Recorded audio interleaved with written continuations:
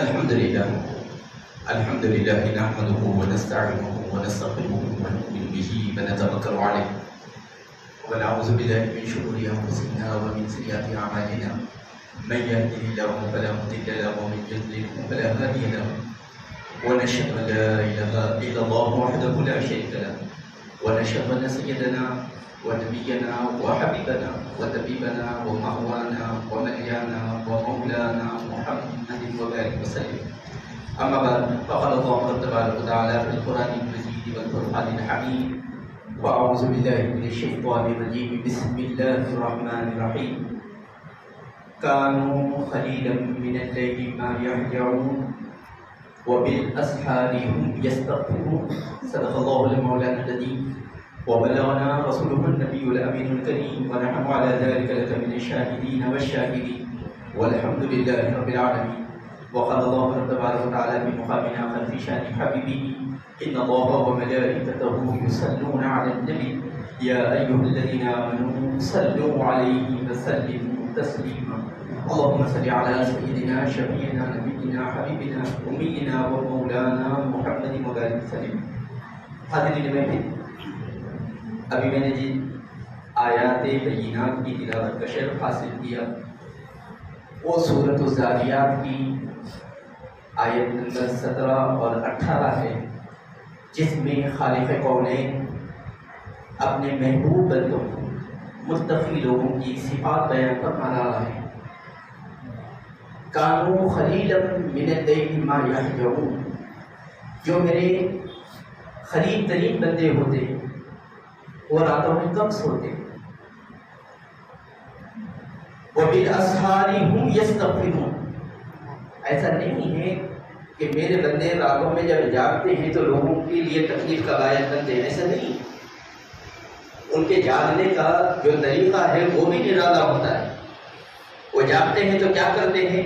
وبالاسحار هم یستغفرون، وہ جب جاگتے ہیں تو میرے حضور اپنے گناہوں کی توبہ و استغفار کرتے رہتے ہیں. یہ متقیوں کی صفت اللہ رب العزت نے بیان فرمائی.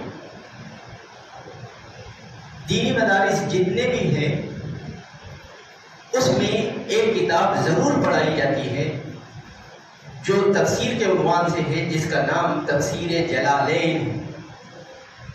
جلالین کے معنی ہیں، اس کتاب کو دو جلال نے لکھا ہے.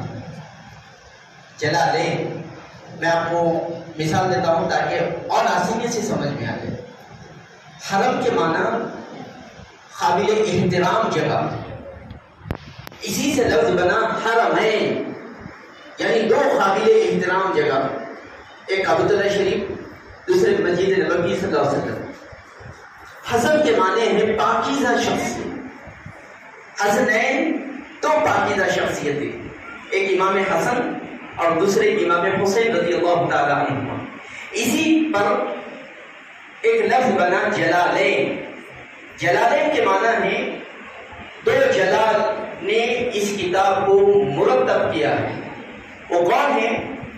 ایک کا نام ہے امام جلال الدین محلی اور دوسرے مفسر کا نام ہے امام جلال الدین سیوطی رحمۃ اللہ علیہ. امام جلال الدین محلی یہ استاد ہیں امام جلال الدین سیوطی رحمۃ اللہ علیہ کے.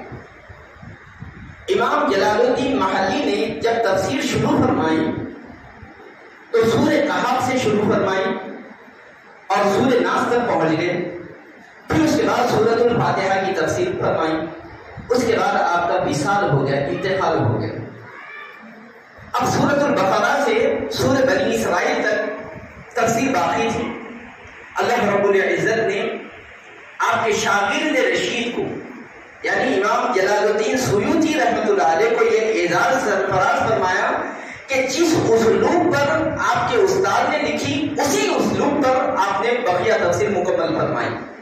جب تفسیر جلالین ہم دیکھتے ہیں تو ایسا محسوس نہیں ہوتا کہ اس تفسیر کو لکھنے والے دو اشخاص ہیں، بلکہ ایسا محسوس ہوتا ہے کہ ایک ہی شخص لکھا ہوا. تو اندازہ کیجئے کہ امام جلال الدین سیوطی رحمۃ اللہ علیہ کا کیا مقام ہے. آپ کے بارے میں آیا ہے کہ آپ کو زندگی میں 75 مرتبہ حضور اکرم صلی اللہ علیہ وسلم کا دیدار نصیب ہوا ہے. کیسے لوگ تھے؟ کسی نے پوچھا حضور کیا یہ جو مقام و مرتبہ ملا ہے آپ کو کیا تفسیر کی وجہ سے ملا ہے؟ علوم اسلامیہ پر مہارت کی وجہ سے ملا ہے؟ تقوی و طہارت کی وجہ سے ملا ہے؟ عبادات و ریاضت کی وجہ سے ملا ہے؟ کس وجہ سے ملا ہے؟ امام جلال الدین سیوطی رحمۃ اللہ علیہ عاجزی سے فرماتے ہیں ایک تمام اعمال کی وجہ سے مجھے یہ مقام نہیں ملا. اگر مجھ کو یہ مقام ملا ہے تو صرف اور صرف حضور اکرم صلی اللہ علیہ وسلم کی ذات پر کثرت سے درود پڑھنے کی وجہ سے ملا. تو آئیے ہم سب بھی مل کر اس امید کے ساتھ کہ ہو سکتا ہے کہ نبی پاک علیہ الصلوۃ والسلام ہم پر بھی کرم فرما دے, ہم گناہگاروں کو بھی اپنا رخ زیبا دکھا دے. آئیے اسی امید کے ساتھ جھوم جھوم کر حضور اکرم صلی اللہ علیہ وسلم کی بارگاہ میں درود پڑھیں. بڑی اللہم صلی علی سیدنا شفیعنا نبینا حبیبنا امینا و مولانا محمد وبارک وسلم. علماء کرام ارشاد فرماتے ہیں اس ماہ مبارک میں کثرت سے درود پڑھیں. دوسرے مہینوں میں بھی پڑھیں لیکن اس ماہ میں کثرت سے درود پڑھیں. چونکہ اس مہینے کا نام شعبان ہے لیکن اس کا دوسرا نام شہر الصلاۃ ہے, یعنی درود و سلام والا مہینہ. اس کو درود و سلام والا مہینہ کیوں کہا جاتا ہے؟ تو علماء کرام ارشاد فرماتے ہیں ان اللہ وملائکتہ یصلون علی النبی یا ایھا الذین آمنوا صلوا علیہ وسلموا تسلیما. یہ جو آیت مبارکہ ہے قرآن حکیم کی اسی مہینے میں نازل ہوئی. تو جب ہم اس ماہ مبارکہ میں امید کے ساتھ کثرت سے درود پڑھیں گے ہو سکتا ہے نبی پاک علیہ الصلوۃ والسلام ہم گناہگاروں پر بھی کرم فرمائیں اور اپنے رخ زیبا سے ہم کو نواز دیں. بعید نہیں ہے نبی پاک علیہ الصلوۃ والسلام کی رحمت سے. بس شرط یہ ہے کہ ہم جب پڑھیں تو صدق دل کے ساتھ پڑھیں, نبی پاک علیہ الصلوۃ والسلام کی محبت میں ڈوب کر پڑھیں. آج ہم سب جانتے ہیں کہ شب برات منانے کے لیے ہم جمع ہوئے ہیں. شب برات کا دن آنے سے کچھ دن پہلے ہر سال ایسا ہو رہا ہے. سوشل میڈیا پہ بعض لوگ بہت ایکٹیو ہو جاتے ہیں اور یہ کہنے لگتے ہیں کہ یہ بدعت ہے شب برات منانا, اس میں جمع ہونا, اس میں اسلام کی کوئی اصلیت نہیں ہے, نہ قرآن سے ثابت ہے نہ حدیث سے ثابت ہے. ایک یلغار سی ہو جاتی ہے. اچھا آپ دیکھیں سال بھر ہم کیا کوئی بدعت کا کام نہیں کرتے؟ بدعت تو چھوڑیے گناہ کے کام ہم کرتے ہیں. کوئی گھر مسلمانوں کا کیا ایسا ہے جہاں پر جہیز نہ لیا جاتا ہو؟ کوئی گھر ہے؟ علماء کرام نے ارشاد فرمایا جس طرح شراب پینا حرام ہے اسی طرح جہیز لینا حرام ہے. جس طرح خنزیر کا گوشت کھانا حرام ہے اسی طرح جہیز سے پیسے لینا حرام ہے. کیا ہمارے معاشرے میں جہیز نہیں چل رہا؟ جہیز کا چلن نہیں ہے. لیکن کیا کبھی آپ نے سوشل میڈیا پہ اس کے خلاف مہم چلتے ہوئے دیکھی ہے؟ کبھی جس طرح شب برات کے خلاف مہم چلائی جاتی ہے کیا جہیز کی لعنت کے خلاف چلتی ہوئی آپ نے دیکھا ہے؟ جھوٹ بولنا حضور اکرم صلی اللہ علیہ وسلم کا ارشاد مبارک ہے جو لوگ عملاً جھوٹ بولتے ہیں ان لوگوں کو میرا امتی کہلانے کا حق ہی حاصل نہیں ہے. کیا ہم جھوٹ نہیں بولتے؟ کیا سوشل میڈیا پہ کوئی ایسی مہم آپ نے دیکھی ہے جہاں پر جھوٹ کے خلاف بیانات دیے جاتے ہیں؟ لوگوں پر ظلم کرنا کیا یہ جائز ہے اسلام میں؟ اللہ رب العزت ارشاد فرماتا ہے ان اللہ لا يحب الظالمین. اللہ رب تبارک و تعالی ظلم کرنے والوں کو پسند نہیں کرتا. کیا ہم ظلم نہیں کرتے؟ جہاں پر بھی مظلوم دکھتا ہے ہم ظلم کرنے کی طرف آمادہ ہو جاتے ہیں اور جہاں پر طاقتور نظر آتا ہے ہم ایک دم عاجزی اور انکساری کا مظاہرہ کرتے ہیں. کیا یہ ہمارے معاشرے کا حصہ نہیں بنا ہوا ہے؟ کیا سوشل میڈیا پر کوئی ایسی مہم چلائی جاتی ہے جہاں پر مسلمانوں کو یہ کہا جا رہا ہو ظلم کے خلاف اٹھو اور ظلم کے دروازوں کو بند کرو؟ کہیں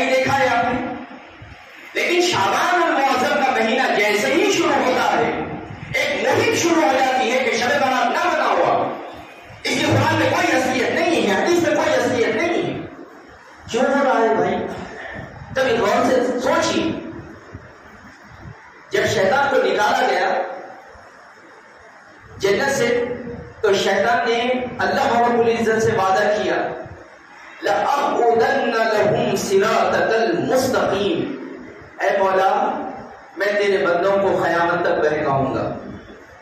کہاں بہکاؤں گا؟ شراب خانے میں جا کر نہیں بہکاؤں گا، کیونکہ شراب خانے میں تو آلریڈی بہکے ہوئے لوگ ہوں گے، وہاں جا کر نہیں بہکاؤں گا۔ سنیما ہال میں جو لوگ بیٹھے ہوئے وہ تو آلریڈی بہکے ہوئے، ان کو نہیں بہکاؤں گا۔ جو لوگ سودی کاروبار میں ملوث ہیں وہ تو آلریڈی گناہ میں مبتلا ہے، میں ان کو نہیں بہکاؤں گا۔ پھر کن کو بہکاؤں گا؟ لَأَقْعُدَنَّ لَهُمْ صِرَاطَكَ الْمُسْتَقِيمَ، جو لوگ تیرے راستے پر آئیں گے اور اپنا تعلق رب سے جوڑنے کی کوشش کریں گے، میں وہاں بیٹھ کر گمراہ کروں گا۔ تو لوگ کوشش کر رہے ہیں شب برات کی وجہ سے ہم مسجدوں کی طرف رخ کریں، اللہ رب العزت کی عبادت کریں۔ شیطان کب چھوڑنے والا ہے؟ شیطان نے وعدہ کیا تھا کہ مولا تیرے جو راستہ ہے وہیں پر بیٹھنا ہوگا۔ اب اس نے ایک تحریک چلا دی کہ شب برات منانا قرآن میں ہے ہی نہیں، حدیث میں اس کا کہیں کوئی ذکر نہیں۔ ابھی میں نے جس آیت مبارکہ کا تلاوت کا شرف حاصل کیا، یہ سورت قرآن کی سورت ہے۔ قرآن میں اللہ رب تعالیٰ متقیوں کی صفت بیان فرما رہا ہے۔ کیا بیان فرما رہا ہے؟ کانوا قلیلا من اللیل ما یہجعون، میرے جو قریب بندے ہیں، جو متقی بندے ہیں، وہ راتوں کو کم سوتے ہیں۔ کم سوتے کے معنی کیا ہے؟ راتوں میں جگتے ہیں۔ وبالاسحار هم یستغفرون، اور وہ راتوں کو جگتے ہیں تو لوگوں کو تکلیف نہیں دیتے، گاڑیوں میں بیٹھ کر اشتن نہیں کرتے، لوگوں کے خلاف نعرے بلند نہیں کرتے، راستوں کو جام نہیں کر دیتے، لوگوں کو حیرتناک نہیں بناتے، بلکہ میرے بندے جو راتوں کو جاگتے ہیں وہ توبہ و استغفار کرتے ہیں۔ بتائیے قرآن کہہ رہا ہے یا نہیں کہہ رہا کہ میرے بندے وہ ہوتے ہیں جو راتوں کو جاگتے ہیں؟ اچھا، اور ایک جگہ پر اللہ رب العزت ارشاد فرماتا ہے تتجافى جنوبهم عن المضاجع يدعون ربهم خوفا وطمعا، میرے جو بندے ہیں، نیک بندے ہیں، وہ راتوں میں بستر سے الگ ہو جاتے ہیں۔ بستر پہ رہیں گے تو سوئیں گے، بستر سے الگ ہونے کے معنی کیا ہے؟ راتوں میں جاگیں گے، اور جاگ کر کیا کریں گے؟ يدعون ربهم، وہ اللہ رب تعالیٰ کو پکاریں گے، اس سے امید کرتے ہوئے کہ اللہ رب تعالیٰ ہمارے گناہوں کو معاف فرما دے گا، اس میں خوف و خشیت کرتے ہوئے کہ مولا ہماری گریف فرمائے گا، لہذا آج کے بعد ہم کوئی گناہ کا کام نہیں کریں گے۔ کیا یہ قرآن حکیم کا حصہ نہیں ہے؟ قرآن تو کہہ رہا ہے راتوں کو جاگنا ہر انسان کی صفت نہیں ہے، یہ تو میرے متقی بندوں کی ہے۔ تو ہم جاگنے کی طرف آ رہے تھے، متقی بننے کی کوشش کر رہے تھے، شیطان بیچ میں آ گیا۔ کہا یہ قرآن میں کہاں لکھا ہوا ہے؟ حدیث میں کہاں لکھا ہوا ہے؟ ارے قرآن آپ پڑھے تو صحیح۔ سورہ مزمل میں رب کائنات کیا ارشاد فرما رہا ہے؟ یا ایھا المزمل قم اللیل الا قلیلا، راتوں کو آپ ذرا عبادت کیجیے، لیکن اتنا بھی عبادت نہ کیجیے کہ آپ تھک جائیں، تھوڑا آرام بھی کر لیجیے۔ نبی پاک علیہ السلام کی سنت خالق کائنات بیان فرما رہا ہے کہ میرا نبی وہ ہے جو راتوں میں ٹھہر کر عبادت کرتا ہے، اور اس قدر کثرت سے عبادت کرتا ہے کہ مجھ کو خود کہنا پڑا اے نبی مجھے آرام بھی کر لیجیے۔ تو نبی تو جاگ رہے ہیں اور امت کہہ رہی ہے جاگنا حضور کی سنت نہیں۔ قرآن تو پڑھے نا، قرآن کہہ رہا ہے راتوں کو جاگنے والے۔ اچھا، یہاں پر ایک لفظ استعمال ہوا ہے وہ قابل غور ہے، وہ بالاسحار، یہ سحر کی جمع ہے۔ سحر کا وقت رات میں آتا ہے، سحر کی جمع اسحار، یعنی یہ راتوں کو جاگتے۔ اچھا، عربی کا جو گرامر ہے، قاعدہ ہے، اس کے حساب سے عدد کی 3 قسمیں، ایک کو کہتے ہیں واحد، اسی کو انگلش میں کہتے ہیں سنگولر، ایک آدمی۔ دوسرے ہے تثنیہ، 2 آدمی، اسی کو انگلش میں کہتے ہیں ڈوئل۔ اچھا، تیسرا ہے جمع، اس کو کہتے ہیں پلورل۔ واحد، تثنیہ، جمع۔ واحد میں 1 آدمی آئے گا، تثنیہ میں 2 آدمی آئیں گے، جمع میں کم سے کم 3 آدمی آئیں گے، زیادہ کی کوئی خیر نہیں۔ 3 سے لے کر کبھی جہاں تک گنتی ختم ہوگی ہے وہاں تک چلے جائیں، جمع میں آئیں گے۔ واحد میں 2 آدمی نہیں آتے، 2 آدمی میں جمع نہیں آتی، جمع کے لیے کم سے کم 3 آدمی کا ہونا ضروری۔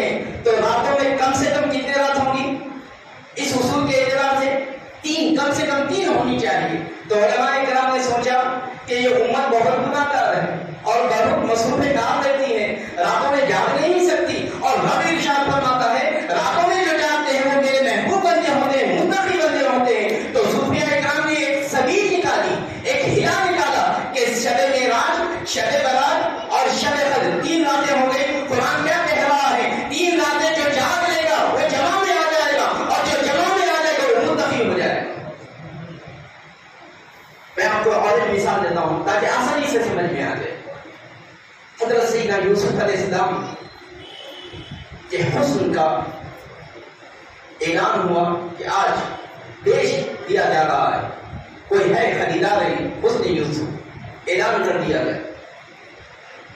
تو اس دور کے مالدار لوگ حضرت سیدنا یوسف علیہ السلام کو خریدنے کے لیے لین میں لگے ہوئے. اسی لین کے آخر میں ایک ضعیف خاتون ٹھہری ہوگی جس کے حالات، ظاہری حالات کو دیکھنے سے ایسا پتہ نہیں چلتا کہ وہ بہت زیادہ امیر ہو، بلکہ ایسا محسوس ہوتا ہے کہ وہ مخلوق الحال ہے، جس کے بعد دوپہر کا کھانے کا کوئی ساز و سامان مہیا نہیں ہے، لیکن وہ بھی ٹھہری ہوئی ہے حضرت سیدنا یوسف علیہ السلام کو خریدنے کے لیے. تو کسی نے پوچھا امی جان، حسن یوسف کو خریدنے کے لیے مالدار لوگ آئے ہوئے ہیں اور آپ کے پاس میں کوئی مال و جائیداد بھی ہے نہیں، انتہائی مفلسی کا عادت، تو آپ کہاں سے خرید پائیں گے اور یہ ٹھہرنا بیکار ہو جائے گا. تو اس خاتون نے پیارا جواب دیا، کہا میں بھی جانتی ہوں کہ میں حسن یوسف کی خریدار بن نہیں سکتی، لیکن میں ٹھہری اس لیے ہوں کہ کل مورخ جب لکھے گا کہ کون کون حسن یوسف کو خریدنے آئے تھے، وہ اس وقت یہ نہیں دیکھے گا کہ مالدار آئے تھے یا غریب آئے تھے، اس میں میرا بھی نام شامل ہو جائے گا. تو علماء کرام ارشاد فرماتے ہیں متقین کی صفت رب کائنات نے یہ بیان فرمائی ہے کہ راتوں کو جاگنے والے، ہم ہر رات کو جاگ نہیں سکتے، لیکن شب معراج، شب قدر اور شب برات میں اگر ہم جاگ لیں گے تو جب خالق کائنات میدان حشر میں ندا فرمائے گا ان بندوں کو پیش کرو جو راتوں میں جاگتے تھے، تو ہم گناہگار کم سے کم یہ تو کہہ سکیں گے کہ مولا ہم راتوں میں جاگ تو نہیں سکے تھے، لیکن ہمارا نام کم سے کم تو شامل ہے اس لسٹ میں. تو جب ہم ان کے پیچھے جائیں گے تو رب کائنات ارشاد فرمائے گا یہ متقین کے صدقے میں آئے ہیں، میری رحمت یہ گوارا نہیں کرتی کہ ان کو میں دوزخ میں لے جاؤں، لہذا ان کو بھی ان کے صدقے میں جنت کو لے جایا جائے. راتوں کو جاگنا یہ محبوب مشورہ رہا ہے انبیاء اور مرسلین کا، اور ہم کہتے ہیں راتوں میں جاگنا کہاں لکھا ہوا ہے؟ پڑھے قرآن حکیم کو تو پتا چلے گا کہ راتوں کو جاگنے کا کیا معنی ہے.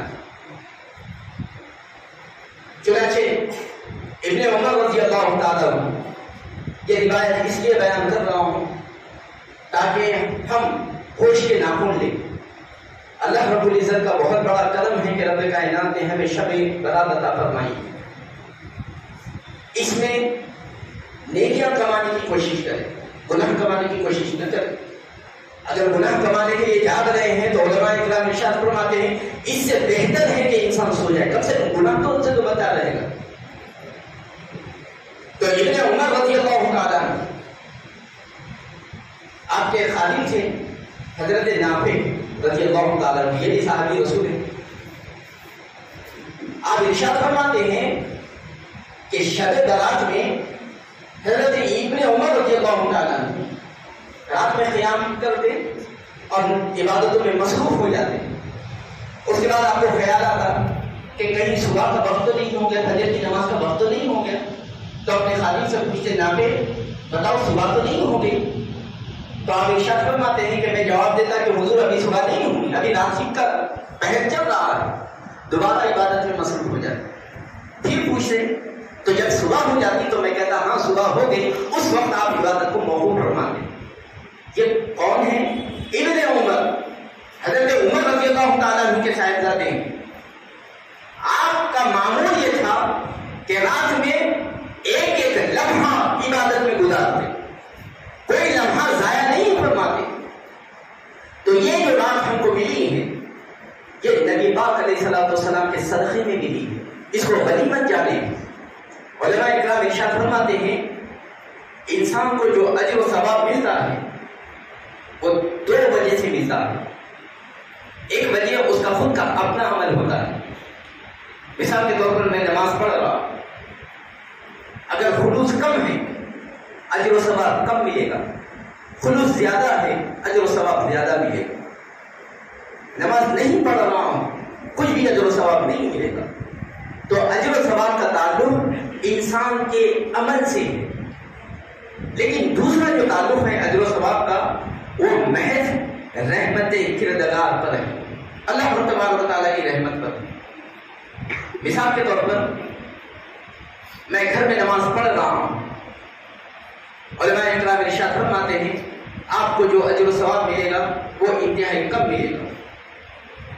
مسجد میں آ کر نماز پڑھ رہا ہوں، اب وہی ثواب جو نماز میں گھر میں پڑھا تھا وہی نماز اگر میں مسجد میں آ کر پڑھ رہا ہوں تو اس کا اجر و ثواب بڑھ جاتا ہے، 25 گنا زیادہ ہو جاتا ہے، چونکہ جگہ بدل گئی۔ اور اللہ تبارک و تعالیٰ جس جگہ کو پسند فرماتا ہے اس جگہ کے صدقے میں اجر و ثواب کو بڑھا دیتا ہے۔ اب میں عام مسجد سے ہٹ کر جامع مسجد میں چلا گیا، علماء اکرام ارشاد فرماتے ہیں اجر و ثواب پھر بڑھ گیا، 27 گنا زیادہ اجر و ثواب دیا جائے گا۔ اب میں جامع مسجد کو چھوڑ کر بیت المقدس یا مسجد نبوی صلی اللہ علیہ وسلم میں نماز پڑھنے لگا، علماء اکرام ارشاد فرماتے ہیں یہ مکانات بھی اللہ تبارک و تعالیٰ کو بہت زیادہ محبوب ہے، اجر و ثواب اور بڑھا دیتا ہے۔ اب یہاں پر جب نماز پڑھیں گے یا بیت المقدس ہو یا مسجد نبوی صلی اللہ علیہ وسلم ہو، اسی نماز کا ثواب جو ہم کو مسجد میں پڑھنے سے 25 گنا مل رہا تھا، جامع مسجد میں پڑھنے سے 27 گنا مل رہا تھا، وہی نماز اگر ہم مسجد نبوی یا بیت المقدس میں پڑھیں گے تو اس کا ثواب بڑھ کر 50,000 ہو جاتا ہے۔ اچھا، یہی نماز اگر کعبۃ اللہ شریف میں پڑھی جائے تو علماء اکرام ارشاد فرماتے ہیں اللہ تبارک و تعالیٰ اور ثواب بڑھا دیتا ہے، 1 لاکھ تک پہنچا دیتا ہے۔ تو جو مکانات اللہ تبارک و تعالیٰ کے یہاں محبوب ہیں، اللہ تبارک و تعالیٰ ان کی وجہ سے اپنے بندوں پر کرم فرماتا ہے اور ان کے اجر و ثواب کو بڑھا دیتا ہے۔ اسی طرح زمانے بھی ہیں، یہ تو مکان تھا، زمانے بھی جو اللہ تبارک و تعالیٰ کو بہت محبوب ہوتے ہیں، اللہ تبارک و تعالیٰ اس میں بھی اجر و ثواب کو بڑھا دیتا ہے۔ چنانچہ جو نفل ہم آج پڑھ رہے ہیں شعبان المعظم میں، یہی نفل تھوڑے دن کے بعد رمضان المبارک میں پڑھے تو اللہ تبارک و تعالیٰ ہمیں فرض کا ثواب عطا فرماتا ہے۔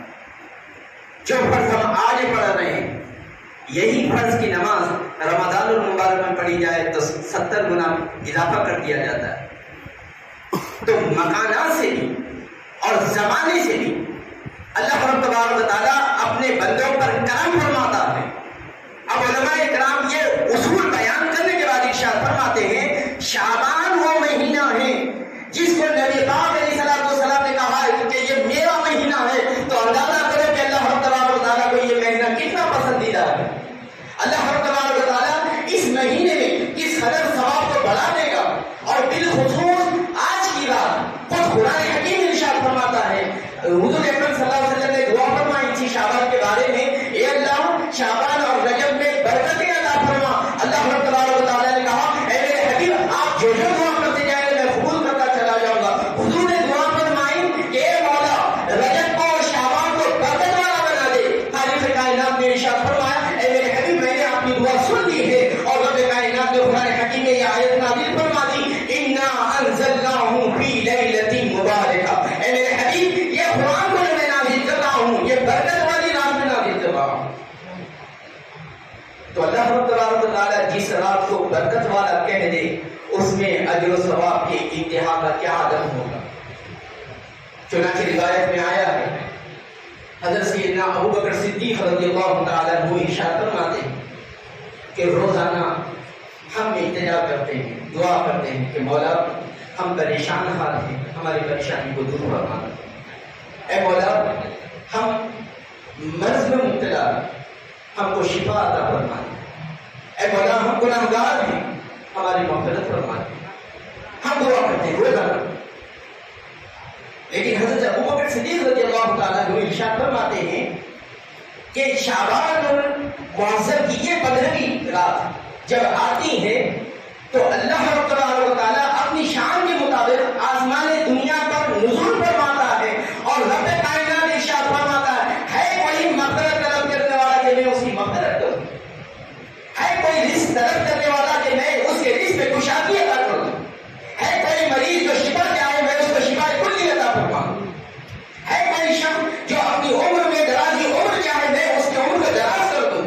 اب تک ہم مانگ رہے تھے، اب اللہ تبارک و تعالیٰ ہم سے کہہ رہا ہے آؤ مانگو میرے سے، کیونکہ اللہ تبارک و تعالیٰ نے کہا اے محبوب آپ نے کہا اس کو برکت والا بنا دے، اب اس سے بڑی برکت اور کیا ہو سکتی ہے کہ گناہگار میرے پاس نہیں آ رہے ہیں، میں گناہگاروں کے پاس جا کر کہہ رہا ہوں آؤ مجھ سے مغفرت طلب کرو، میں تم کو بخشنے کے لیے تیار ہوں۔ کیا اس سے بھی بڑی مغفرت کوئی ہو سکتی ہے کہ خود خالق کائنات رہا؟ ہم جب پیاسے ہوتے ہیں تو ہم کو بولی کے پاس جانا پڑتا ہے، کبھی بولی نہیں آتی، لیکن رب کائنات کتنا مہربان اور رحیم اور رحمان ہے کہ وہ خود آ کر کہہ رہا ہے اے کوئی مغفرت طلب کرنے والا کرے اس کی مغفرت کرو۔ اور یہ بہت بڑا مقام ہے کہ رب کائنات خود ہم سے کہہ رہا ہے آؤ مجھ سے سوال کرو۔ چنانچہ علماء اکرام ایک حکایت بیان کرتے ہیں جس سے صاف ظاہر ہو جاتا ہے کہ رب جو کہہ رہا ہے اس کا کتنا بڑا مقام ہے۔ چنانچہ علماء اکرام ارشاد فرماتے ہیں خلیفہ ہارون رشید اپنے محل کی چھت پر کچھ چہل قدمی کر رہے تھے۔ اس وقت ان کی نگاہ اس وقت کے صوفی بزرگ بہلول دانا پر پڑی۔ اچھا، بہلول اور دانا یہ دو متضاد چیز ہیں۔ بہلول کے معنی نہ سمجھ، جس کے پاس عقل نہ ہو، اور دانا کے معنی عقل والا، سمجھدار، اور آپ کے نام میں دونوں چیز شامل ہیں۔ بہلول دانا یہ کیوں کہا جاتا تھا آپ کو؟ تو علماء اکرام ارشاد فرماتے ہیں وہ جب ظاہر میں ہم ان کو دیکھتے تھے، دنیا والے ان کو دیکھتے تھے تو ایسا محسوس ہوتا تھا کہ یہ ناسمجھ ہے، لیکن جب وہ بات کرتے تھے تو اہل علم بھی ان کے سامنے رش کرتے تھے کہ کیسی باتیں کر رہے ہیں۔ چنانچہ ایک واقعہ بیان کیا گیا کہ بہلول دانا کچھ عرصے میں قبرستان میں رہنا پسند کر رہے تھے، یعنی آبادی کو چھوڑ کر، گھروں کو چھوڑ کر قبرستان میں جا کر آرام کر رہے تھے۔ تو کسی نے آپ سے پوچھا کہ حضور آبادی کو چھوڑ کر ویران میں کیوں آپ آرام فرما رہے ہیں، آئیے آبادی کی طرف۔ تو بہلول دانا نے کیا پیارا جواب دیا، کہا جس کو تم آبادی کہہ رہے ہو میں روز دیکھا ہوں کہ وہاں سے ایک آدمی آ کر یہاں پر دفن ہو رہا ہے۔ جو آبادی ہے حقیقت میں وہ ویران ہونے والی ہے، اور جس قبرستان کو تم ویران کہہ رہے ہو یہی تو آباد ہو رہا ہے، روزانہ کوئی نہ کوئی آ کر دفن ہو رہا ہے۔ کتنی دانائی کی بات ہو رہی، کتنی سمجھداری کی بات ہو رہی۔ دکھنے میں تو نہ سمجھ ہے، لیکن دانائی ایسی کہ ان کے سامنے اہل علم بھی اپنے آپ کو کچھ نہ سمجھے، اسی لیے آپ کا نام بہلول دانا پڑا۔ تو خلیفہ ہارون رشید نے دیکھا کہ بہلول دانا کہیں سے جا رہے تھے، تو وہ چہل قدمی کر رہا تھا اپنے محل کی چھت پہ، تو اس نے اپنے فوجیوں کو حکم دیا کہ بہلول دانا کو پکڑ کر لے آئے۔ اور ہم سب جانتے ہیں کہ جب بادشاہ حکم دیتا ہے تو ماتحتین پوری کوشش کرتے ہیں کہ کم سے کم وقت میں وہ کام پورا ہو جائے۔ تو تھوڑا وقت نہیں گزرا تھا کہ بہلول دانا کو حاضر کر دیا گیا خلیفہ ہارون رشید کے سامنے۔ خلیفہ ہارون رشید نے، وہ بھی جانتا تھا کہ یہ اللہ والے ہیں، اللہ کے بزرگ گدے ہیں، کہا اللہ تک آپ کیسے پہنچے؟ اب دانائی کا جواب دیکھیے، جس طرح میں آپ تک پہنچا۔ خلیفہ ہارون رشید کو یہ بات سمجھ میں نہیں ہے، اس نے سوال کیا کہ آپ اللہ تک کیسے پہنچے؟ تو بہلول دانا نے کہا جس طرح میں آپ تک پہنچا ہوں۔ خلیفہ نے کہا مجھے بات سمجھ میں نہیں آئی۔ بہلول دانا نے کہا ایمان مضبوط ہوتا تو بات سمجھ میں آ جائے۔ کہا آپ خود سمجھا دیجیے۔ تو بہلول دانا نے کہا اگر میری یہ تمنا ہوتی، میری یہ چاہت ہوتی کہ میں آپ سے ملاقات کروں تو سب میں پہلے مجھے خط لکھنا پڑتا، درخواست لکھنی پڑتی کہ میں آپ سے ملاقات کرنا چاہ رہا ہوں، اور وہ خط میں آپ کو راستوں پہ نہیں دے سکتا تھا۔ آپ کے جو قریبی لوگ ہیں ان کے پاس جا کر منت و سماجت کرنی پڑتی تھی کہ میں حضور سے ملنا چاہ رہا ہوں، میں بادشاہ وقت سے ملنا چاہ رہا ہوں۔ اگر وہ راضی ہو جاتے تو میرا خط آپ تک پہنچ جاتا، اگر راضی نہ ہوتے تو مجھے دوسرے آدمی کے پاس جانا پڑتا۔ اب دوسرا آدمی اگر اس خط کو قبول کر کے آپ کے پاس پیش کر دیتا تو ضروری نہیں ہے کہ آپ اس وقت خالی ہاتھ ہوں، ہو سکتا ہے کہ آپ مصروف ہوں، ہو سکتا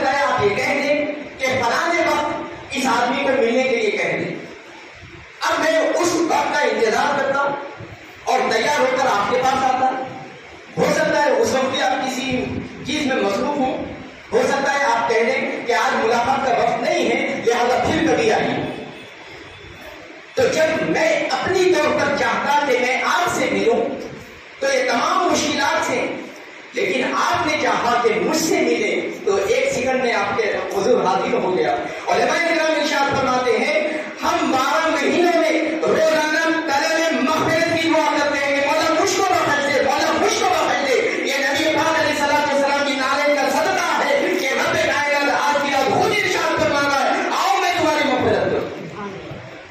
تو بیت العلا نے کہا کہ تم استغفار کرو گے زندگی ختم ہو جائے گی، ممکن نہیں ہے کہ تم بخشے جاؤ، لیکن رب کائنات جب تم سے مطالبہ کرے آؤ میں بخش دوں تو رب کائنات یقیناً تم کو بخش دے گا، اور تم کو زیادہ محنت و مشقت کرنے کی ضرورت نہیں پڑے گی، بلکہ ایک رات اگر ہم عبادت کریں تو رب کائنات ہماری اس عبادت کو قبول فرما کر ہم کو بخش دے گا۔ چنانچہ حکایت میں آیا ہے کہ حضرت سیدنا عیسیٰ علیہ السلام ایک راہ سے گزر رہے تھے تو آپ کی نگاہ ایک پہاڑ پر پڑی جو بہت اونچا لمبا تھا اور بڑا خوبصورت تھا، اور جب بھی ہم کوئی چیز خوبصورت دیکھتے ہیں تو محو حیرت ہو جاتے ہیں، وہ کیا اللہ تعالیٰ کی تخلیق ہے۔ حضرت سیدنا عیسیٰ علیہ السلام بھی وہ اس پہاڑ کو دیکھ کر محو حیرت رہ گئے کہ اللہ تبارک و تعالیٰ نے کس قدر اتنا بڑا پہاڑ بنایا ہے، عظیم پہاڑ بنایا ہے۔ اللہ تبارک و تعالیٰ نے وحی فرمائی اے عیسیٰ کیا تم اس بات پہ حیرت زدہ ہو کہ میں نے یہ خوبصورت پہاڑ اور اونچا پہاڑ کیسے بنایا ہے؟ اس سے بڑی تعجب کی بات میں تم کو دکھا سکتا ہوں۔ حضرت عیسیٰ علیہ السلام دل بدعا ہوئے مولا تو اس سے بڑی تعجب کی بات ہو سکتی ہے؟ تو رب کائنات نے ارشاد فرمایا اے عیسیٰ اس پہاڑ کی طرف دیکھو، میں اس پہاڑ پہ حکم فرما رہا ہوں کہ یہ 2 حصوں میں تقسیم ہو جائے۔ رب کا حکم ہے، کن فیکون والا ہے، جب رب نے حکم فرمایا تو پہاڑ 2 حصوں میں منقسم ہوگا، ٹوٹ گیا۔ اس میں سے ایک شخص سفید و شفاف کپڑے پہنے میں نمودار ہوا، نورانی چہرہ لے کر حاضر ہوا حضرت عیسیٰ علیہ السلام کی بارگاہ میں۔ عیسیٰ علیہ السلام کو تعجب ہوا کہ پہاڑ کے اندر یہ شخص کیسے رہتا ہوگا، لیکن آپ کی حیرت کی اس وقت انتہا نہ رہی جب اس شخص نے کہا اے عیسیٰ میں یہاں پر 1-2 دن یا 1 ہفتہ 1 مہینے سے نہیں ہوں، 400 سال سے اللہ تبارک و تعالیٰ کی عبادت کر رہا ہوں اسی پہاڑ کے اندر۔ حیرت کی انتہا نہ رہی حضرت عیسیٰ علیہ السلام کی کہ ایک آدمی پہاڑ کے اندر 400 سال تک عبادت کر رہا۔ اللہ تبارک و تعالیٰ نے پھر وہی فرمائی اے عیسیٰ کیا اس سے بھی زیادہ تعجب خیز بات تم کو نہ بتاؤں؟ عیسیٰ علیہ السلام نے کہا مولا اس سے بھی زیادہ تعجب خیز بات ہے۔ رب کائنات نے ارشاد فرمایا میرے حبیب کی امت میں سے کوئی بھی شب برات کے دن 2 رکعت نہیں پڑھے گا، مجھے اپنے عزت و جلال کی قسم اس شخص کے 400 سالہ عبادت سے زیادہ اجر و ثواب میں اس کو عطا فرماؤں۔ کتنا بڑا کرم ہے نبی پاک علیہ السلام کا، رحمت للعالمین ہے، اندازہ نہیں کر سکتے۔ ایک طرف 400 سال کی عبادت ہے، ریاضت ہے، ریاکاری سے دور دور تک اس کا کوئی واسطہ نہیں ہے، خلوص کے ساتھ عبادت ہو رہی ہے، لیکن رب کائنات ارشاد فرماتا ہے آج کی رات امت مصطفیٰ صلی اللہ علیہ وسلم میں سے کوئی بھی 2 رکعت نفل ادا کرے گا، میں اس کو اس 400 سال کی عبادت سے زیادہ ثواب عنایت فرماؤں گا۔ اس قدر کرم ہے رب کائنات کا۔ چنانچہ اور ایک روایت میں آیا ہے حضرت سیدنا حسن بن علی رضی اللہ تعالیٰ عنہ، حضرت علی رضی اللہ تعالیٰ عنہ کے بڑے صاحبزادے امام حسن رضی اللہ تعالیٰ عنہ، آپ ارشاد فرماتے ہیں کہ جب شب برات آتی ہے تو میں اس رات کو 3 حصوں میں منقسم کرتا ہوں۔ پہلے حصے میں درود و سلام پڑھتا ہوں، دوسرے حصے میں توبہ و استغفار کرتا ہوں، اور تیسرے حصے میں رب کی عبادت کرتا ہوں۔ جس کے بارے میں آپ بیان فرما رہے ہیں آپ کے سالانہ معمولات کے بارے میں بیان نہیں فرما رہے، رمضان میں آپ کیا کرتے وہ بیان نہیں ہوگا۔ شب برات کی رات، شب برات میں آپ کیا کرتے ہیں؟ 3 کام کرتے ہیں۔ پہلے درود و سلام پڑھتے ہیں، توبہ و استغفار کرتے ہیں، اور اللہ کی عبادت کرتے ہیں۔ شب برات میں یہ 3 معمولات تھے آپ کی۔ تو کسی نے پوچھا حضور اس سے آپ کو کیا فائدہ؟ کیونکہ وہ جانتے ہیں نواز رسول ہیں، جو بھی کرتے ہیں اس کے پیچھے حکمتیں چھپی ہوئی ہوتی ہیں۔ تو امام حسن رضی اللہ تعالیٰ عنہ ارشاد فرماتے ہیں اس کے صدقے میں، یعنی یہ جو 3 کام میں کرتا ہوں آج کی رات، اس کے صدقے میں اللہ تبارک و تعالیٰ مجھے اپنے مقرب بندوں میں شمار فرما دیتا ہے۔ کتنا بڑا کرم ہے نبی پاک علیہ السلام کا، ایسی بہترین رات عنایت فرمائی ہے، اور ہم ہیں کہ جھگڑ رہے ہیں کہ یہ رات کہاں لکھی ہوئی ہے، یہ رات منانا بدعت ہے، یہ تو شیطان کا کام ہے۔ شیطان کب چاہے گا کہ ہم کو اتنا اجر و ثواب مل جائے، ہم اللہ کے مقرب بندوں میں شامل ہو جائے، وہ تو چاہتا ہے کہ ہمارا ناطق ٹوٹ جائے۔ تو شب برات کی بہت ساری فضیلتیں ہیں، اور اللہ تبارک و تعالیٰ یقیناً بہت کرم فرمائے گا ہم پر، کیونکہ روایت میں یہ بھی آیا ہے کہ آج کی رات اللہ تبارک و تعالیٰ دنیا پر نظر کرم فرماتا ہے اور ہر شخص کو بخش دیتا ہے سوائے قاتل اور اپنے والدین کی نافرمانی کرنے والے اور شراب پینے والے۔ چند لوگوں کا ذکر آیا ہے جس میں سے یہ، اس کے علاوہ اللہ تبارک و تعالیٰ ہر کسی کی مغفرت فرما دیتا ہے۔ کتنا بڑا کام ہو رہا ہے آج کی رات، لیکن ہم سے غلطی یہ ہوتی ہے کہ ہم یہ راتوں کا اہتمام کرتے ہیں، رحمتوں کو لوٹتے ہیں اللہ تبارک و تعالیٰ کی، لیکن اس کو ضائع بھی کر دیتے ہیں۔ ہمارے گھر میں عموماً ٹینک لگی ہوئی ہوتی ہے اوپر، وہاں سے پانی کا سپلائی ہوتا ہے۔ جب وہ ٹینک خالی ہو جاتی ہے تو ہم پانی ڈالتے ہیں، جب وہ بھر جاتی ہے تو بند کر دیتے ہیں۔ اچھا، کبھی آپ نے ایسا دیکھا ہے کہ ٹینک کے اوپر سے ہم پانی ڈال رہے ہو اور نیچے سے پانی نکل رہا ہو اور ہم اس کو خاموش کر رہے ہیں؟ کبھی ایسا ہوتا ہے؟ اگر کہیں سے لیکیج ہوگا، کہیں سے پانی نکلے گا، تو ہماری ذمہ داری ہے کہ اس کو فوری بند کر دیں۔ اگر ہم بند نہیں کریں گے، زندگی میں پانی بھرتے رہیے، کچھ ہونے والا نہیں ہے۔ ہمارا بھی حال تقریباً ایسا ہی ہو گیا، ہم نیکیاں کما رہے ہیں لیکن ضائع بھی کرتے چلے جا رہے ہیں۔ احادیث کی روشنی میں بعض اعمال ایسے ہیں جس کو کرنے کے بعد انسان کی نیکیاں ضائع ہو جاتی ہیں۔ پہلا عمل جس سے انسان کی نیکیاں ضائع ہو جاتی ہیں، آج ہم عبادت کر رہے ہیں، شب برات ہے، اللہ رب العزت نے ارشاد فرمایا 400 سال کی جو عبادت ہے اس سے بھی زیادہ اجر و ثواب عطا فرمائے گا، ہم نے وہ حاصل کر لیا۔ لیکن یہ عمل اگر ہم کریں گے تو یہ جو نیکیاں ہیں وہ خود بخود ضائع ہو جائیں گی، ختم ہو جائیں گی۔ وہ کیا ہے؟ اللہ رب تبارک و تعالیٰ اور اس کے رسول کی نافرمانی، پہلا عمل جس سے انسان کی نیکیاں غارت ہو جاتی ہیں۔ اللہ رب العزت ارشاد فرماتا ہے وَأَطِيعُوا اللَّهَ وَأَطِيعُوا الرَّسُولَ وَلَا تُبْطِلُوا أَعْمَالَكُمْ، اللہ کی اطاعت کرو، اس کے رسول کی اطاعت کرو اور اپنے اعمال کو غارت نہ کرو۔ اب بولیے آپ، اللہ کی اطاعت کرنے والے کے اعمال کیوں غارت ہو؟ رسول کی اطاعت کرنے والے کے اعمال کیوں غارت ہو؟ علماء اکرام ارشاد فرماتے ہیں اللہ اور اس کے رسول کی اطاعت کے ساتھ ساتھ اللہ اور اس کے رسول کی نافرمانی کرنے والے کے بارے میں اللہ رب تبارک و تعالیٰ ارشاد فرما رہا۔ اب کیا ہے؟ نماز پڑھنے ہم آئے، اللہ اور اس کے رسول کی اطاعت ہے یا نہیں؟ اطاعت ہے، لیکن انہوں نے تکبر پھر بھی کر رہے ہیں، اللہ کی نافرمانی ہے یا نہیں؟ رسول کی نافرمانی ہے یا نہیں؟ نماز پڑھنے آ رہے ہیں، اللہ اور اس کے رسول کی اطاعت ہے، انہوں نے تکبر میں مبتلا ہے، اللہ اور اس کے رسول کی نافرمانی ہے۔ رب کائنات ارشاد فرماتا ہے نماز پڑھنے کے ساتھ انہوں نے تکبر کرو گے تو نماز کا جو عمل تھا وہ غارت کر دیا جائے گا۔ روزہ رکھنا اللہ اور اس کے رسول کی اطاعت ہے یا نہیں؟ روزہ رکھنے کے باوجود نفسانی خواہشات کے پیچھے پڑے رہنا یہ روزے کے عمل میں غارت کرنے والا عمل ہے۔ اسی لیے نبی پاک علیہ السلام نے ارشاد فرمایا بہت سارے روزے دار ایسے ہیں جن کو سوائے بھوک اور پیاس سے کچھ نصیب نہیں ہوتا، یعنی ان کو کوئی اجر و ثواب نہیں ملے گا میدان حشر میں۔ اسی طرح زکات دینا، صدقات دینا، خیرات دینا اللہ اور اس کے رسول کی اطاعت ہے یا نہیں؟ اطاعت ہے، لیکن لوگوں کے مال غصب کرنا، میں ایک جگہ سے رشوت لے رہا ہوں اور اسی پیسے سے زکات دے رہا ہوں، بتائیے اللہ تبارک و تعالیٰ قبول فرمائے گا؟ ایک یتیم و یسیر بچہ ہے، میں نے اس کے پیسے کو ہضم کر لیا، اسی پیسے میں سے صدقہ خیرات کرتے جا رہا ہوں، کیا اللہ تبارک و تعالیٰ قبول فرمائے گا؟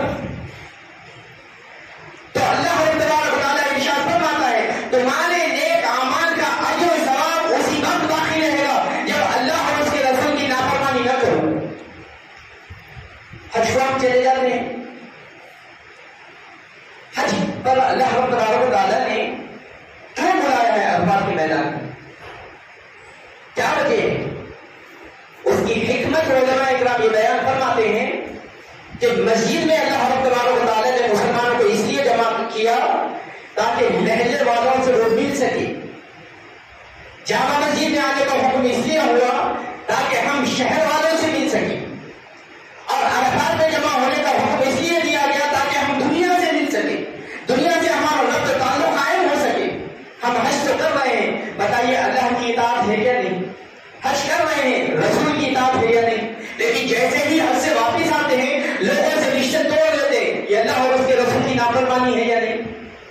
تو رب کائنات ارشاد فرماتا ہے حج کا اجر و ثواب اسی وقت تک خبر رہے گا جب تم لوگوں کے ساتھ میل جول رکھو گے۔ ہم تو لفظوں کی دیوار کھڑی کرتے ہیں، تو یہ جو آج کی رات میں ثواب ہم حاصل کر رہے ہیں، اجر حاصل جو کر رہے ہیں، اگر اس کو بچانا ہے تو سب سے پہلا عمل یہ کرنا پڑے گا کہ اللہ اور اس کے رسول کی نافرمانی نہ ہو، اطاعت کے ساتھ ساتھ اللہ اور اس کے رسول کی نافرمانی نہ ہو۔ اگر اطاعت کے ساتھ ساتھ اللہ اور اس کے رسول کی نافرمانی ہوگی، اللہ تبارک و تعالیٰ ہمارے تمام اعمال کو غارت فرما دے گا۔ دوسرا عمل جو ہماری نیکیوں کو غارت کرنے والا ہے وہ ہے ریاکاری، دکھانے کے لیے۔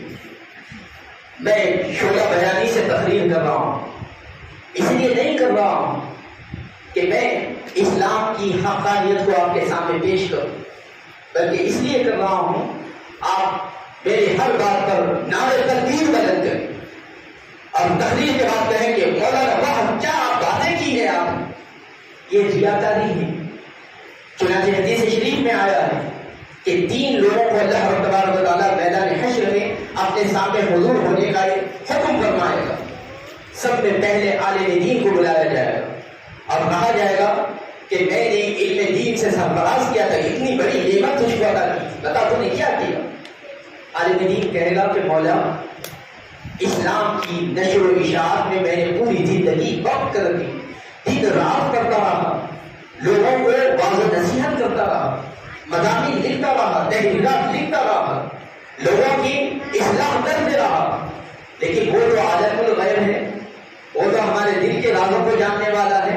رب کائنات کہے گا تو جھوٹ کہہ رہا ہے، تو تقریر اس لیے کر رہا تھا کہ تاکہ لوگ تیرے سامنے نذرانے پیش کریں، تو تقریر اس لیے کر رہا تھا کہ لوگ تیرے ہاتھ کو چھو سکے، تو وہ چیزیں میں نے دنیا میں عطا کر دی، جو شہرت تو چاہ رہا تھا شہرت میں نے دے دی، جو مان تو چاہ رہا تھا وہ مان میں نے تجھ کو عطا کر دیا، جو مہان و مرتبہ تو چاہ رہا تھا وہ دنیا میں نے دے دی۔ اب آخرت میں تیرے اس کام پر کوئی اجر و ثواب نہیں ہے، ریاکاری کی وجہ سے وہ اجر و ثواب تیرا پورا غارت ہو گیا، اور فرشتوں کو حکم فرمائے گا کہ اس کو جہنم رسید کر دیا جائے۔ دوسرا شخص سخی یعنی پیسہ خرچہ کرنے والا، اس کو بلایا جائے گا، رب کائنات سوال کرے گا کہ میں نے تجھ کو مال کی دولت سے سرفراز کیا تھا، نعمت سے سرفراز کیا تھا، بتا تو نے اس کا کیا کیا؟ کہا کہ مولا دن رات دونوں ہاتھوں سے لٹاتا تھا تیری راہ، جو مجبور بے قدر قابل رحم لوگ تھے ان کی امداد کرتا تھا۔ لیکن رب کائنات جو ہمارے دلوں کے حال سے واقف ہے وہ کہے گا نہیں، تو یہ تمام چیزیں اس لیے کرتا تھا تاکہ لوگ تجھ کو سخی کہیں، بڑا غمگزار کہیں، تو وہ چیز تو میں نے دنیا میں عطا کر دی، جو تو نے صدقہ خیرات زکات دی ہے اس کے بدلے میں جو تو نے چاہا تھا وہ میں نے دنیا میں عطا کر دیا۔ آج قیامت میں تیرا اجر و ثواب کوئی باقی نہیں ہے، ریاکاری کی وجہ سے تیرا پورا اجر و ثواب غارت کر دیا گیا۔ پھر اس کے بعد شہید کو بلایا جائے جو اللہ تبارک و تعالیٰ کی راہ میں قربان ہو جاتا، اس سے کہے گا رب کائنات کہ تو مجھ کو میں نے وہ نعمت سے سرفراز کیا تھا کہ تو اپنی جان میری راہ میں نچھاور کر سکے، پتا تو نے اس کا کیا کیا؟ تو کہا مولا جیسا تو نے چاہا میں نے ویسے ہی کیا، تیری راہ میں میں نے اپنی جان کو کی بھی پرواہ نہیں کی، جان بھی لٹا دی۔ رب کائنات ارشاد فرمائے گا تو نے اس لیے جان نہیں لٹائی تاکہ اسلام کا پرچم بلند ہو، اللہ اور اس کے رسول کی رضا حاصل ہو، بلکہ تو نے یہ کام اس لیے کیا ہے تاکہ لوگ تجھے بہادر کہیں، سورما کہیں۔ تو وہ جو چاہت تھی، وہ چاہت کا صلہ تو میں نے دنیا میں دے دیا، لوگوں نے تجھے بہادر کہا، سورما کہا، ہیرو بنایا، لیکن آج میدان حشر میں اس عمل کا کوئی اجر و ثواب نہیں ہے، اجر و ثواب غلط کر دیا جائے ریاکاری کی وجہ سے۔ تو آج ہم عہد کریں کہ ریاکاری نہیں کریں گے۔ اب کس پر کیا خوش کرنا ہے دنیا والوں کو؟ دنیا کبھی خوش ہوئی ہے؟ کبھی خوش نہیں ہوتی۔ چنانچہ صوفیہ اکرام ارشاد فرماتے ہیں خالق اور مخلوق کے درمیان جو فرق ہے وہ بتاتے ہوئے کہتے ہیں مخلوق وہ جو آپ کی ہزار اچھائیاں دیکھے لیکن کبھی ایک برائی دیکھے تو ہزار اچھائیوں کو چھپا دیتی ہے اور ایک برائی کا تذکرہ کرتی ہے۔ وہ ایسے تھے، وہ ایسا کر رہے تھے، ہزار اچھائیاں دیکھیں گی لیکن ایک برائی کبھی دکھ جائے تو ہزار اچھائیوں کا ذکر نہیں کرے گی، ایک برائی کا ذکر کرے گی۔ اور خالق وہ جو ہزار برائیاں ہم کرتے ہیں وہ اسے چھپا دے گا، ایک اچھائی بھی اگر ہم کریں گے رب کائنات اس کا ذکر فرمائے۔ تو ایسے خالق کو چھوڑ کر مخلوق کی رضا کے پیچھے کیوں جائیں؟ ریاکاری ہم کیوں کرتے ہیں؟ اس لیے کرتے ہیں کہ مخلوق راضی ہو جائے، مخلوق کا تو یہ عالم یہ ہے۔ تو اس عمل سے اپنے آپ کو بچائیں، اسی وقت ہمارا یہ جاگنا اور عبادت کرنا فائدے مند ہوگا۔ اگر ہم اس میں ناکام ہو جائیں تو یقین جانیے آج کے رات جاگنے کا کوئی فائدہ نہیں ہوگا۔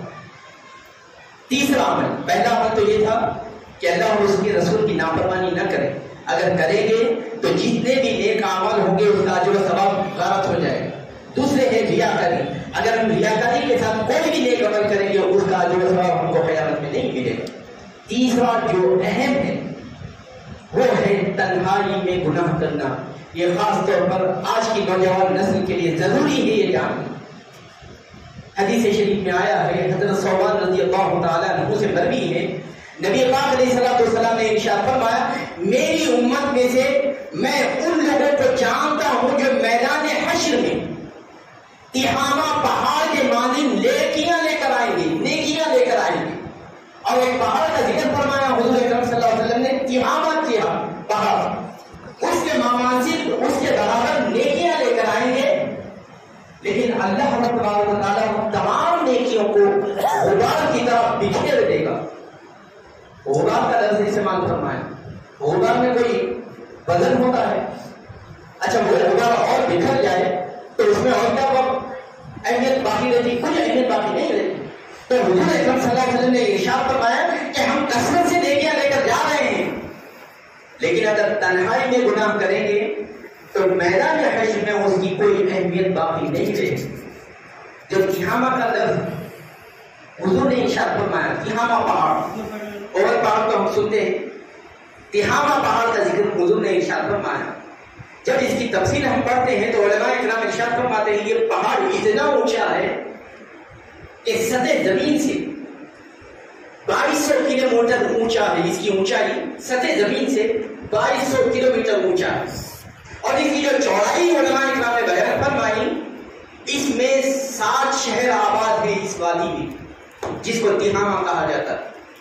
ایک شہر حیدرآباد ہے، اس طرح کے اگر 7 شہر ملا دیے جائے تو بتائیے کتنے کلومیٹر لمبا ہوگا، اور اونچائی کا یہ عالم 2200 کلومیٹر اونچا ہے۔ تو اس کے مماثل اگر ہم نیکیاں لے کر جا رہے ہیں میدان حشر میں تو وہ نیکیاں بھی ہماری برباد ہو جائیں گی ایک عمل کی وجہ سے، اور وہ ہے گوشے تنہائی میں گناہ کرنا۔ اب آپ کہیں کہ کون ایسا ہے جو گوشے تنہائی میں گناہ کرتا ہے؟ آج کی نوجوان نسل تو اسی میں مبتلا ہے۔ آج ہم عبادت کر رہے ہیں، فجر کی نماز پڑھ کر گھر کو جائیں گے، جب سب لوگ سونے چلے جائیں گے تو ہم جب اپنے کمرے میں جائیں گے، کوئی وہاں پر ہم کو نہیں دیکھتا، اس وقت ہم کیا کریں گے؟ فوری انٹرنیٹ کھولیں گے، فیس بک، انسٹاگرام، یوٹیوب، واٹس ایپ، اس پر ایسے ایسے میسیجز دیکھیں گے، ایسے ایسے مناظر دیکھیں گے جس سے اللہ رب تبارک و تعالیٰ نے ہم کو بنا دیا۔ بتائیے گوشہ تنہائی میں گناہ کر رہے ہیں یا نہیں کر رہے ہیں؟ اس ایک عمل کی وجہ سے رات بھر جو ہم عبادت کر رہے ہیں، جو نیکی ہم کما رہے ہیں، وہ تمام کے تمام غارت ہو جائیں۔ یہی نہیں، اب رمضان المبارک شریف آنے والے ہیں، اگر 30 روزے ہم رکھ رہے ہیں، شوال کی پہلی دن کو اگر ہم یوٹیوب کا غلط استعمال کر رہے ہیں، انٹرنیٹ کا غلط استعمال کر رہے ہیں، ایسے سائٹ اور مناظر کا مشاہدہ کر رہے ہیں جو غیر اسلامی اور غیر انسانی اور غیر مہذب ہے، تو علماء کرام ارشاد فرماتے ہیں اس کی وجہ سے جو رمضان المبارک کی جو نیکیاں ہم نے کمائی وہ تمام کی تمام غارت ہو جائے۔ حضور نے تو ارشاد فرمایا تہامہ پہاڑ کے مانند اس کے مثل میں اگر نیکیاں لے کر آئیں گے، خالق کائنات ان کو غبار کی طرح بکھیر دے گا۔ اور قرآن نے ارشاد فرمایا ہے فَجَعَلْنَاهُ هَبَاءً مَنْثُورًا، ہم بکھرے ہوئے غبار کی طرح ان نیکیوں کو مٹا دیں گے۔ بتائیے کیا باقی رہا؟ کچھ بھی باقی نہیں رہا۔ تو ہم کوشش کریں کہ یہ جو نیکیاں کما رہے ہیں اس کو بچانے کی بھی کوشش کریں، اور بچانے میں 3 چیزیں میں آپ کو بیان کروں گا، اور ساری چیزیں ہیں لیکن اگر وہ تمام چیزیں بیان کروں گا تو ایک بھی ہمارے ذہن میں نہیں بیٹھی۔ یہ 3 میں بھی اگر ہم کامیاب ہو جائیں گے، اللہ رب العزت کی ذات سے امید ہے کہ وہ نبی پاک علیہ السلام کے صدقے اور آپ کی نالین کے صدقے میں ہمارے اجر و ثواب کو برقرار رکھے۔ ایک ہے اطاعت کے ساتھ اللہ کی نافرمانی نہ کرنا، دوسرے ہے کوئی کام ریاکاری کے لیے نہیں کرنا، تیسرے ہے گوشہ تنہائی میں کوئی گناہ نہیں کرنا۔ خاص طور پہ نوجوان نسل جن کے ہاتھوں میں موبائل ہے، اور یہ والدین کی بھی ذمہ داری ہے کہ جو موبائل دلاتے ہیں ان کی بھی ذمہ داری ہے کہ وہ نظر رکھیں کہ اولاد کیا کر رہی ہے۔ آپ یہ نہ سمجھیں کہ اولاد غلط سائٹ دیکھ رہی ہے تو اس کا گناہ اولاد کو ہو، نہیں، پکڑ والدین سے ہوگی، کیونکہ حضور اکرم صلی اللہ علیہ وسلم نے ارشاد فرمایا ہر سربراہ سے اپنے ماتحت کے بارے میں پوچھا جائے گا۔ والدین سربراہ ہے تو ان سے ان کی اولاد کے بارے میں پوچھا جائے گا۔ تم نے نظر کیوں نہیں رکھی اپنی اولاد پر کہ وہ موبائل کا استعمال کیسے کر رہے تھے، انٹرنیٹ کا استعمال کیسے کر رہے تھے؟ چاہے گزارش ساتھ ہے اور کہہ کر اپنی تفریح کو ختم کرنا پہلی چیز۔ جب بھی متبدل راتیں آتی ہیں اکثر ہمارے ذہن میں یہ ہوتا ہے اور ہم کرتے بھی ہیں، کثرت سے نوافل پڑھتے ہیں۔ علماء کرام ارشاد فرماتے ہیں نفل عبادت ایسی ہے جو آپ کریں تو ثواب ملے گا، لیکن اگر نفل نماز نہیں پڑھے، نفل روزہ نہیں رکھے، نفل صدقہ نہیں دے، اللہ رب تبارک و تعالیٰ میدان حشر میں آپ سے پوچھے گا نہیں کہ نفل نماز آپ نے کیوں نہیں پڑھی، نفل روزہ کیوں نہیں رکھا، یہ نفل۔ پھر پوچھ کس کی ہوگی؟ فرائض کے بارے میں، واجبات کے بارے میں۔ تو ہم سے کتنی نمازیں چھوٹی ہیں جو پڑھتی، کتنی نمازیں چھوٹی جو واجب تھی، ہم فرائض کو چھوڑ رہے ہیں، واجبات کو چھوڑ رہے ہیں، نفل پڑھ رہے ہیں۔ اسی لیے علماء کرام ارشاد فرماتے ہیں آج کی رات یا شب قدر میں جب ہم کو موقع ملے تو نوافل سے زیادہ قضائے عمری پڑھیں۔ قضائے عمری کا طریقہ یہ ہے کہ سب میں پہلے فجر کی نماز پڑھیں اور نیت کریں کہ سب میں پہلی فجر کی جو قضا ہوئی وہ نماز ادا کرواؤں، پھر اس کے بعد ظہر کی پڑھیں، جو سب میں پہلے ظہر کی نماز قضا ہوئی وہ نماز ادا کرواؤں۔ اسی طرح عصر، مغرب، عشاء میں فرض کے ساتھ ساتھ واجبات بھی پڑھیں۔ عشاء میں 4 رکعت پڑھ دیں، 3 رکعت واجب ہے، واجب کی بھی پوچھ ہے، تو یہ ایک مرتبہ پڑھیں تو ایک دن کا جو کوٹا تھا وہ ختم ہو گیا، اگر وقت ملا تو دوسرے دن کا پڑھیں، تیسرے دن کا۔ نوافل کی ہم سے پوچھ نہیں ہے، لہذا ہم آج کی رات زیادہ سے زیادہ یہ کوشش کریں کہ ہم سے جو ادا ہو گئی وہ نمازیں ادا کریں۔ یہ تو تھا حقوق اللہ۔ اسی طرح حقوق العباد کی بھی کوشش کریں۔ آج ہم توبہ اور استغفار کرتے ہیں، جس کا گھر ہم نے قبضے میں اپنے لے لیا ہے غیر قانونی طور پر، توبہ کرنے سے کیا وہ ادا ہو جائے گا؟ اس وقت تک ادا نہیں ہوگا جب تک کہ ہم وہ گھر اس کو لوٹا نہ دیں۔ اگر ہم کسی کا دل دکھائے ہیں تو اس سے جا کے معافی مانگے. اچھا یہاں پر بھی ہم نرالا طریقہ اختیار کیے ہوئے ہیں. صبح سے واٹس ایپ پہ آ رہے ہیں میسج، ویڈیو آ رہی ہے. آج شب برات ہے، اللہ رب تبارک و تعالیٰ بخشنے والا ہے، لہذا میں آپ سے التجا کرتا ہوں کہ اگر میں نے آپ کا دل دکھایا ہے تو مجھ کو معاف فرمائیں. بتائیے جو بھیجنے والا ہے اس سے میں واقف نہیں ہوں اور وہ مجھ سے واقف نہیں. جب وہ مجھ سے واقف نہیں ہے تو میرا دل کیا دکھائے گا اور میں اس کو کیا معاف کروں؟ ہم کو تو چاہیے کہ ہم جانتے ہیں کہ کس کس کا دل ہم دکھائے ہیں، یہ کیا کری ہے. جا کے ان لوگوں سے معافی مانگے جن کا دل ہم نے دکھایا ہے. یہ واٹس ایپ پہ جاری کرنے سے ہم دنیا کو دھوکہ دے سکتے ہیں، رب کو دھوکہ نہیں دے سکتے. تو یہ پہلا آج ہم کام کریں. دوسرا گزارش یہ ہے کہ اگر اللہ رب تبارک و تعالیٰ نے ہماری مالی حالت اچھی بنائی ہے تو جو رمضان المبارک کی شاپنگ ہے وہ اسی ماہ میں کریں. کیونکہ اکثر یہ دیکھا گیا ہے کہ ہم رمضان المبارک کے بالخصوص آخری دن میں بازاروں کے حوالے ہو جاتے ہیں، جبکہ نبی پاک علیہ السلام کا معمول یہ تھا کہ آپ مسجد میں آ کے اعتکاف فرمایا کرتے تھے تاکہ کوئی لمحہ ضائع نہ ہو. ہم یہ سمجھتے ہیں کہ رمضان المبارک کی پہلی شب، پہلا لمحہ بہت مبارک ہوتا ہے، آخر میں ہم ڈھیل دے دیتے ہیں. علماء اکرام ارشاد فرماتے ہیں رمضان المبارک کی پہلی شب کا پہلا لمحہ جس قدر متبرک اور اہمیت والا ہے، یہی اہمیت رمضان المبارک کے آخری لمحے کو حاصل ہے. تو ہم زیادہ سے زیادہ کوشش کریں کہ اسی ماہ میں ہم شاپنگ کریں تاکہ ہم فارغ ہو کر دل جمعی کے ساتھ عبادت کر سکیں. تیسری گزارش یہ ہے کہ رمضان المبارک میں ہم سب سحر میں اٹھتے ہیں. سحر میں جب اٹھیں تو 10 منٹ پہلے اٹھیں اور 2 رکعت تہجد ادا کر دیں. اللہ تبارک و تعالیٰ اس کا بھی ثواب عنایت فرمائے. لیکن ہمارے ذہن میں ہوتا نہیں. اکثر ہم اٹھتے ہیں تو سحر کے لیے اٹھتے ہیں، اسی وقت اٹھیں 2 رکعت تہجد پڑھیں، اللہ تبارک و تعالیٰ اس کا ثواب عنایت فرمائے. چونکہ اللہ تبارک و تعالیٰ مائل و کرم ہوتا ہے رمضان المبارک. تو یہ چند گزارش تھی. اب میں اپنی تفسیر کو ختم کرتا ہوں. اللہ تبارک و تعالیٰ سے دعا ہے کہ اللہ تبارک و تعالیٰ ہمیں قرآن اور صاحب قرآن صلی اللہ علیہ وسلم کی تعلیمات کی مزاج کو سمجھنے اور اس کے مطابق عمل کرنے کی توفیق عطا فرمائے. وآخر دعوانا الحمد للہ رب العالمین.